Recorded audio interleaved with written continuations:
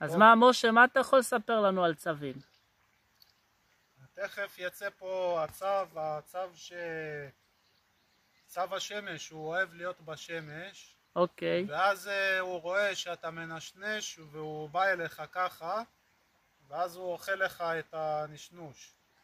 ואז אתה חושב שהוא אוהב אותך, אבל לא באמת, כי אתה תביא לו אצבע והוא ייתן לך ביס באצבע. יואו, ומה, ויש גם צב ים?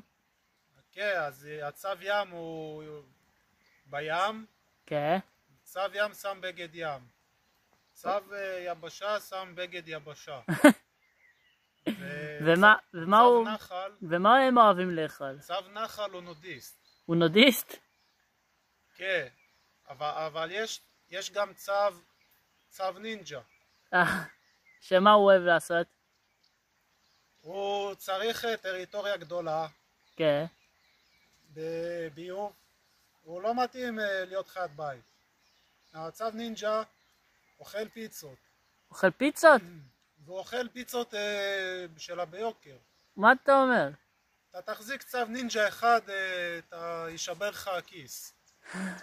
וגם זה לא לאילוף, יש לו מודעות עצמית גבוהה. ואיזה צב אתה הכי אוהב? וואלה, אני מתגעגע לצב פה איפה? אתה רוצה להראות לי אותו?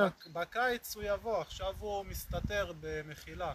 תגיד לי איפה אתה נמצא, באיזה מקום עכשיו אתה נמצא, תספר קצת. מה זה המקום הזה? הנה הצב. איפה? יואו! התינוק. הנה צב, תראו איזה חמוד. זהו, אז הוא התעורר. הוא בא להגיד לך שלום? כן, הוא בא להגיד שלום. והנה הדגים לידו, רוצים לאכול אותו או שמה? משחקים איתו? לא, זה צב יותר תינוק. הוא עדיין לא יודע על הנשנושים, אבל נלמד אותו, אל תדאג. יאללה, אז פה בעצם זה הבית ספר של הצבים? פה כן, מעבירים את הצבים. סדרת חינוך? כן. הצבים פה עוברים למעשה אימונים, גם כן אימונים של הצבא. אוקיי. כן, מלמדים אותם לזחול בנחלים עוינים. ושם הם מסתתרים ומספקים לנו מידע. מה אתה אומר? אז בעצם זה מרגלים. כן. וואו. כן. איזה יופי.